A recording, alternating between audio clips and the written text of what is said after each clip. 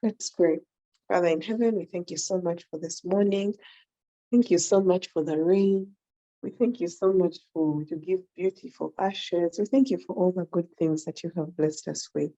We thank you for the opportunity for us to gather this morning. We ask that you will put your words in the mouth of today's teacher, that we may receive very well and will be built up, will be edified, and will get better in our businesses. Thank you, Father, and we give all the glory to you. In Jesus' name we've prayed. Amen. Amen. Okay, so today's speaker, I'm not so sure how to pronounce the second name, so I'll invite him to do this, but he's called Louis. So Louis, over to you. Yeah. Good morning. Good morning, everyone. My name is Louis Ngageno. The G is silent. I'm an industrial chemist by training, with over a decade in sales. I've worked with chemical, pharmaceutical companies, oil and marketing, and currently I'm into the car industry. Today, I wanted to share a topic that I feel is mainly, I would say, patent to most of the various SMEs or entrepreneurs on the call in terms of making your business move from where it is in terms of how do I reach out to the customer. Now, in the different, let me say SME world or entrepreneur or manufacturer, whatever it is, it's easier to manufacture that product, that service, and get it from where it is. But sometimes we face a challenge of how do we put it there? And most of the time we look for the quickest way, the shortcut.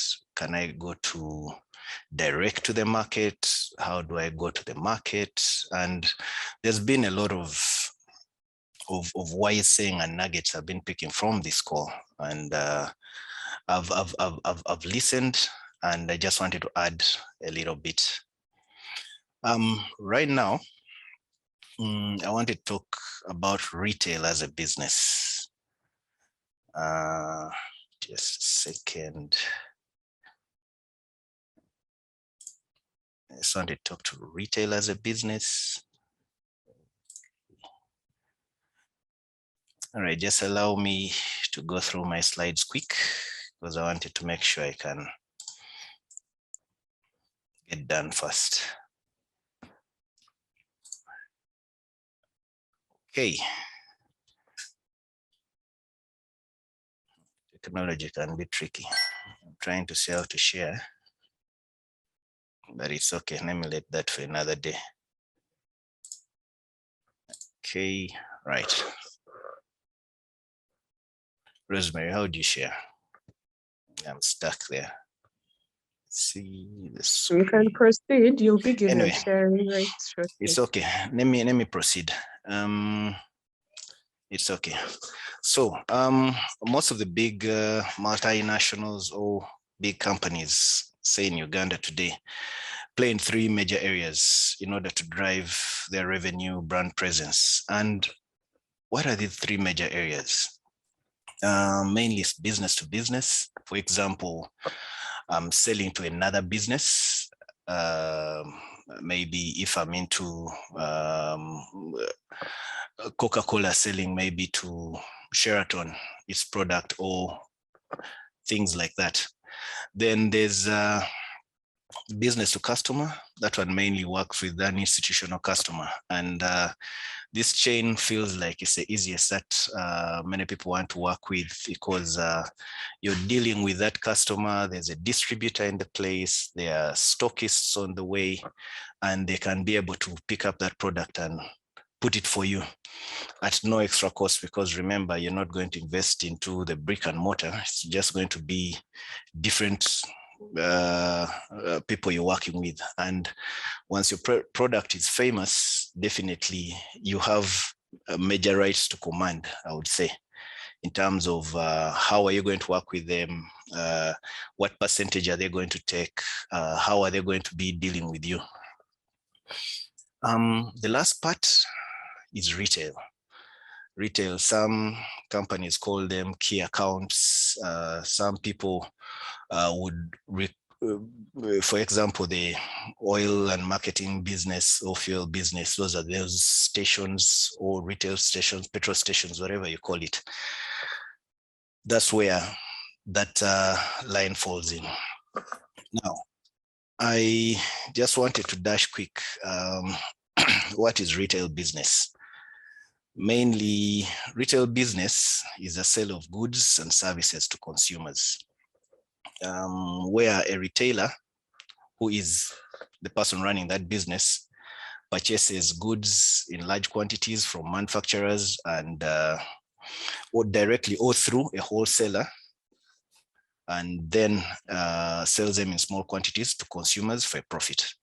Consumers are the end people. Now, in retail business, mainly you conducting your business with the end customer, the client, the person, let me say the chain. And when you have such people around you, or that person whom you're dealing with closely, remember, there are quite a number of things that you have to do to woo them so that they can stay with you for the longest, or have, let me call it a marriage with your product or your service that you're pushing into the market. I thought widely about this, and the best way I think I would bring it out easier was working with a case study of one of the oil marketing companies, I would say in Uganda, a fuel company, that would be Vivo Energy. Why Vivo? Yes, I worked there. But why Vivo in particular? It's where I understood the essence of retail, because before, in the past, Vivo Energy, yes, everyone knows it as Shell. It's a company that is selling Shell, is actually Shell licenses. In this market, it sells Shell products, that's lubricants and fuel. In other markets, they are selling, I think, engine and all that. Now, Vivo Energy, literally, why I put it as a case study, it's literally an African story. Biggest shareholders then in 2011 were some Nigerian venture capitalists called Helios. They partnered with Vito. Vito is one of the biggest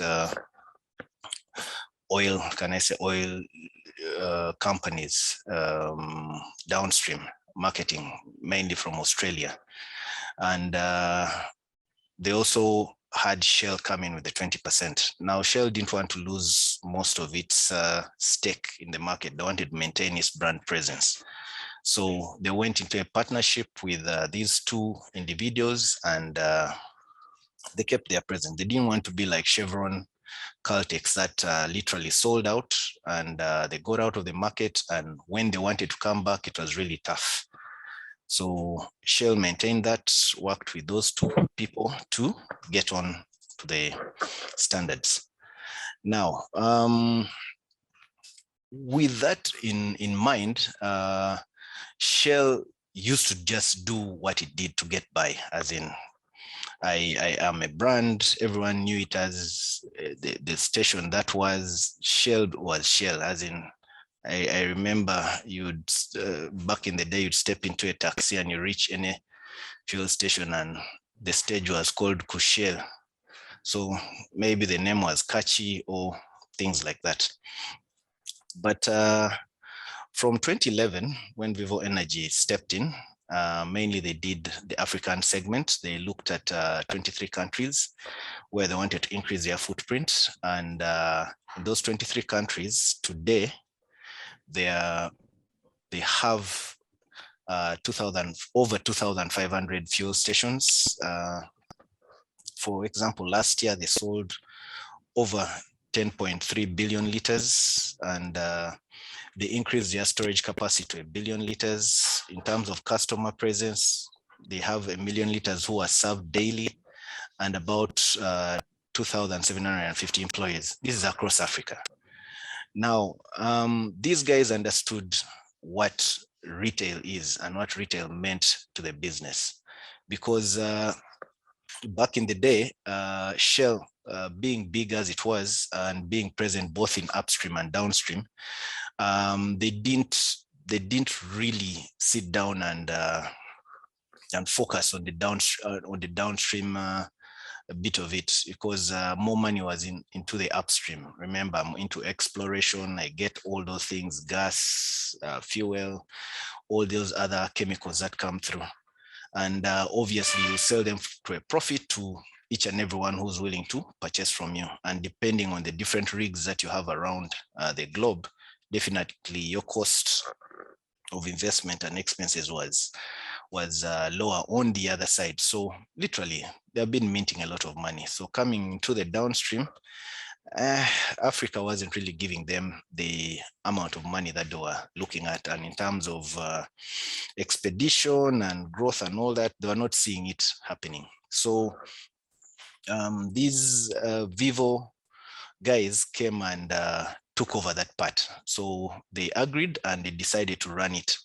The initial plan was 5 years. Yeah, because they were supposed, 6 years, sorry, from 2011 up to 2017. That's the initial time they were supposed to be in, to run their stint and get out. Now, initially they were running under Shell principles.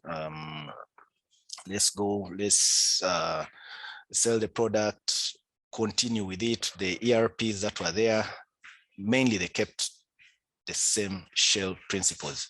And they realized in the first year, didn't put too much, but they decided to restructure the business there was. Now, here I'm talking about Uganda. They took focus into the three major vehicles I spoke about: B2B, business to business, business to customer, and retail. They grew, but I think 2 years later, they realized that actually, no, it was, from 2014 is when they came in Uganda. From 2016, they realized that most of the money they'll be making will be coming through retail. So every year they had a goal in terms of a widely important goal that they would place for the entire organization, removing the vision and all that.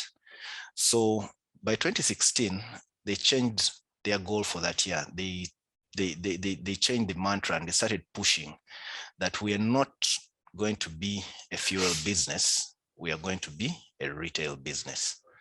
Now, when they decided to push the retail front, that's when their growth started, can I say, skyrocketing. And remember, in such a market, it's about the numbers. And look, if you look at their footprint and you compare to most of their major competitors in terms of how many stations are available, yes, they are less. They are second to the biggest, but in terms of ATP or average throughput, those who have been in the fuel industry like Peter, you would understand, their ATP has actually grown significantly from where it was while it was still Shell to where it is today, because it has grown footfold over 30-40% because of their focus in retail.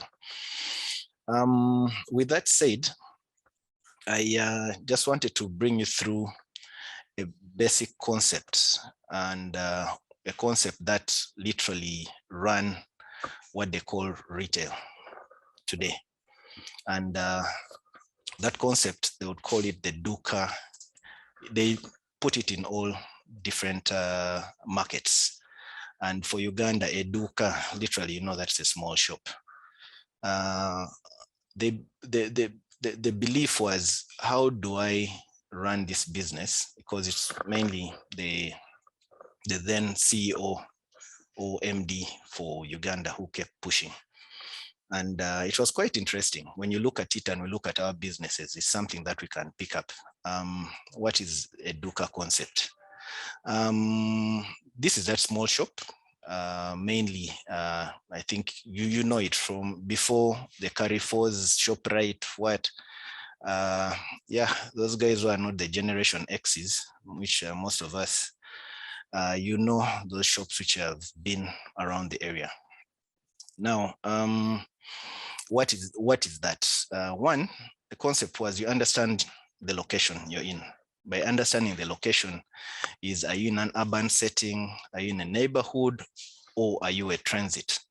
Now, urban is that shop in town? Is that retail? Because what would happen in town is not what would happen in a neighborhood. That is home. There's a way how you treat those clients. And transit, those are mainly en route shops, maybe if I would say on Tirinyi Road or on the way to the north or on the way to Hoima, those towns which you'd find on that way. Rarely do you find many people who stay around the transit site. It's just people are taking long journeys. So one, you understand that location. Two, it's very important that you know your customers. Then when Vivo came in, they wanted to understand which type of customers they have. And they went through the different customer they hired, which is quite expensive. But I remember in one of the calls, there are some, depending on what you want to do, because when you go into retail, remember it's not, and if you want to go for the long haul, it's not something that you're doing as just a concept, but it's more of a marriage. It's not a one night stand. You're here for the long haul. So when you're going to do that brand presence and you're going to be there you need to know who your customers are. Then they decided to cluster their customers. They had the survey experts, they had the quality achievers, hassle-free naturals, and the penny pinchers plus road warriors. So every customer who kept coming to that site, that shop, that whatever, was classified, and they knew what they would offer to you. And this in time helped them divide or segment their different shops, so that you would know that what is at maybe Lugogo here may not be found at Nalia, or may not be found in Chitukutwe differently, because they wanted to see which type of client shops in these areas and what are we going to stock in those places. And even they took it a notch higher to the fuels. They would understand maybe in, sorry to say, like in the north, there are a few places where they would put specific V-Power pumps, because V-Power is an added expense on site. So they would say, okay, fine, we shall have V-Power in this and this town, because based on the demographics, we shall have these guys, such number of people who can spend this amount of money. But bring it to the Duuka concept, you need to know your customers. You need to know whom you will give credit to, and you need to know what you're going to stock, because you may be stocking sausages when guys only eat eggs, or you may be stocking bananas, matoke, and yet your biggest customers are, can I say, bachelors who don't cook. So at the end of the day, you'll be having food getting spoiled, and you will lock up that shop. Or you may be putting a bridal or whatever at a certain point out of town, yet you have very little foot traffic to come and be at that location. Another thing, you need to stock the products according to the location. I think that speaks to it, whereby it will help you even monitor your shelf space. Or an interesting concept for restaurants, whereby depending on how many seats you have, you decide to see how many times are those seats filled. Even the taxi driver knows that his taxi carries 14 people at all times. But if he knows he's going to do one route and he can have it filled 28 times, for him, that is a plus. But for you, the customer, you get annoyed because you're getting late. But the funny part is him is counting the money that is going. That's why he's not daft by the time he reaches a stage and is asking, abagenda. So he can wait there because he wants to fill those seats. The more times he fills on the same fuel, the more money he would get, other than him filling it once and he shoots. Also, yes, merchandising is literally helps you your product to be seen. For example, merchandising here, one key thing I learned from working with those retail shops, or even game, I saw there was their concepts when they are in their shops. For example, those days before game restructured, okay, they have left now. Before they restructured, they never had aisles with sweets and magazines and those catchy small items. So if you remember, when you'd shop, you just go directly to the line and off you went. But then they realized that there was more money to make. So they kept you moving in a zigzag format. Now in that zigzag format, when there were more people, you'd find chocolate, sweets, batteries, whatever it was, those small items that are quite catchy, but funny how they are below 10,000 shillings. So for you, you'd think that, this is something I would have, but it's a concept. Or maybe if you go to supermarkets and you realize you're going to find milk, bread, and sugar in the same place because it's a combo. It's an offering. So you shouldn't look for bread, then you walk the other side to look for milk. No. They have to give it to you at one point because they know you need to. When you buy milk, you have to take bread. When you take bread, you need sugar, blue band, tea leaves. So normally they're in the same area for you to take. So it's a concept that they use. Also to that, it's very important to have a ready for customer checklist. And now ready for customer, this is something that you need to do every day for your Duuka, everyday workstation, making sure that at all times you're clean in terms of cleaning. Make sure that before you go or before you come that morning, you've cleaned out the aisles already. There's no dust on any counter. You have consistency with staff. This is a time when you could also do a 10 or 20 minute target orientation with your teams in terms of getting them ready for the day, because most of the time when people are coming from home, they'll just show up to work, and if a guy has problems, maybe he fought with his wife or wife with spouse, so by the time they would come, they would carry all that stress to work. So in this Duuka concept, you stop them. You're like, okay, fine, guys have come, let's have a quick meeting. What are we going to do today? What is the target? How many sodas do we intend to sell? What of sweets? How are we going to make this happen? And we have between 8 and so those meetings can happen for the initial 10 minutes. Smartness, you check, is their hair well kept, clean shoes, clean everything, so that by the time a customer comes, he's also excited to purchase because he knows that he's going to get a product which is, can I say, clean or served clean by a clean person. Or if it's tea, or if it is a restaurant, is the food warm at that temperature that they would need? If it's on the go, those are things that they would be looking for. And another thing with ready for customer checklist, you need to be consistent with what you do. If you open at 7, it has to be 7. If it's 6, it's 6. If you close at 7, let it be 7. If you do a 24-hour shift, let it be 24-hour shift. Because remember one thing, you're offering convenience because you've opened up that outlet for people. So you're offering convenience, and if you don't do that thing, remember it comes at a price. So if you don't keep doing it consistently, you're going to let down many people. And that's when you see those memes, like I think there's someone who one time posted that there's a cassava lady who didn't come to work and he's hungry because he had counted his breakfast on her. So now remember, you're starting a certain form of consistency and you're going to get clients who will depend on you. You're going to grow a community that knows, actually they'll stop shopping a lot because they'll put their budget on you. So meaning you need to also maintain your supply chain.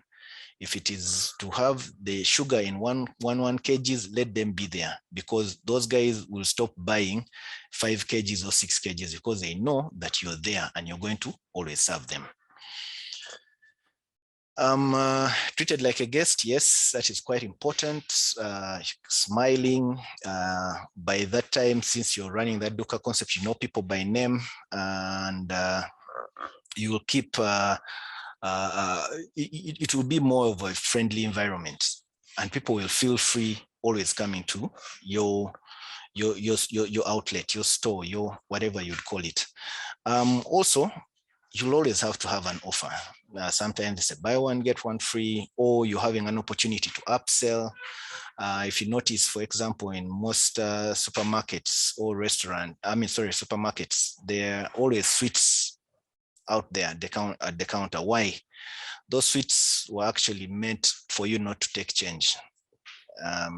And you need to train the people who man those counters to keep doing that consistently, because if you have 100, 200 shillings, the most is that money is not supposed to go back to you, with you. So you offer it back in terms of sweets for the kids and find better ways of doing that. You need to also have a mystery shopper. A mystery shopper is someone who's not known to the team, because you're looking for consistency in this Duuka. It's a small outlet, yeah, but once it's consistent, you're going to be top of mind, because however small it is, someone will know that when I go to that outlet, I'll always find this thing at this price. I'll find these guys know me by name, and with time, you'll be able to see how to work around that. Then lastly, I would say always remember, retail is detail. There's a lot of detail around it, because it's not something that you do overnight. And you'll always have to look up to closing most of those things, because you just have to set them out right and see how to deliver them in the best way possible. Without further ado, I was rushing, hoping to clean it before 7:30. And yeah, that is it, Rosemary. That is my little detail on the Duuka. Thank you very much for listening. Over to you. Thank you so much. Wow, there was just so many nuggets, like we just didn't stop writing. And for me, you got me at the point where the supermarkets keep giving us sweets. I had never figured that out. They were actually trying to keep all the money in. Thank you for sharing. Shepherd Mona asks that you repeat the classification of customers where you talked about the penny pinchers. Oh, let me go back there. Okay. Yeah. Okay, there was a survey which was done. This was mainly to do with the different businesses that Vivo had and wanted to measure in terms of retail. So they have the survey expert. This is like Chairman CD. This is normally someone who believes they know it all, and mainly they would come and do the DIY experience. And if you notice, game was made mainly for survey experts, because they had a DIY section whereby a person comes, purchases something, and goes and works on it themselves. Then you had the quality achiever. A quality achiever always wanted quality, because for example, in the fuels, there is V-Power and there is normal fuel. But there's always a person who wanted that quality fuel and didn't mind purchasing it at whatever price it was. So that segment was there. That's why if you notice, they made sure that V-Power is available at one, it was at select stations, but now they're trying to put it at many stations that they are, because they know there is now a huge preference of quality achievers who are coming, who know they love their car to perfection, let me say. It's working at a certain way. But remember, the quality achiever is not like the survey expert. Him, it still depends on the person on ground. Then you have the hassle-free natural. Oh, okay. Hassle-free natural had the biggest majority were ladies. No offense, but they're also gentlemen. How the hassle-free naturals worked is these guys didn't care how the car was. Maybe they come to the, for example, if they came to the station for fuel or a lube check or a lube survey, whatever it was, what they would do is the mechanics or the oil specialist on that forecourt could advise, maybe you need to have your oil checked. You do that checking point program, and by that time they would realize that that car needs service. And most of the time it was more of a gimmick to show you that maybe that was a top-up sale in terms of, if remember, most cars are 15 years older. So when I do a top-up, there are high chances of finding out that you have a certain half a liter or a liter of fuel missing. And also, again, hassle-free naturals would walk into the shops, and if you notice, most of the shops have another lady or two walking around to suggest what you would purchase. So this is a time when most people, even like you haven't made up your mind and you've come, maybe you wanted that soft, what's that soft loaf called? I've forgotten its name, but there's now Cavelli. Now I'll give you a Cavelli bread to take instead of the soft one. Then there were the penny pinchers. Penny pinchers were mainly taxi drivers, whereby for him, as long as the price monolith or the price board was less by 50 shillings, I have to drive and fuel there. Or if it's so, now those guys, them, it wasn't about the quality, it was about the type of product that you're looking for. Them, it was price. So anything less, it wasn't about longevity, downtime, or whatever. That's what they were looking for.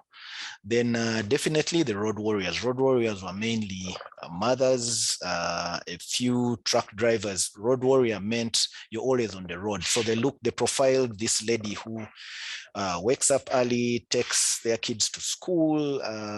By that time, if there's that's when the restaurant concept started, in order to have that hot tea or whatever ready for these various road warriors, or when they're hungry and they're on the road, depending on where there's a place where they could have tea or coffee and also have clean toilets, because the most important part of a road warrior's journey is clean toilet. Now, after doing this survey, they realized where is the biggest part that they need to touch up. And the biggest part they needed touch up was the hassle-free natural and the quality achiever, because those are the ones who throw up more. Now, the hassle-free natural, we knew what to give them in terms of there had to be an oil specialist always on the ground at the forecourt, and someone always there to suggest for them. And for the quality believers, make sure you have the different products as top of mind. So it was something like that. Yeah, I hope I've clarified for you. Yes, you have. Thank you so much. I'm not sure if anyone has a question, just one more question before we close, because we've overshot our time. Is there a question? Okay. Thank you so much, Louis, for sharing with us today. Thank you so much. This has been very enriching, and we've learned a thing or two to help us grow our businesses and get better. Tomorrow, we're going to be back on this call, and we'll have another amazing presenter share with us their business journey, and we're really excited and looking forward to that. So I invite you all to come through tomorrow, and let's do this thing. I'd like to speak a blessing over every business here, that today we shall receive such great profit, that we shall continue to treat our clients well, that we'll go back and refine our Duuka strategies, that they will be winning strategies, and our clients will continue to come to us, and they'll be very, very happy with our service, and they'll continue to come back, and we'll increase that customer lifetime value. Have a beautiful day, and yeah, don't be a martyr. Amen. Have a beautiful day to you all.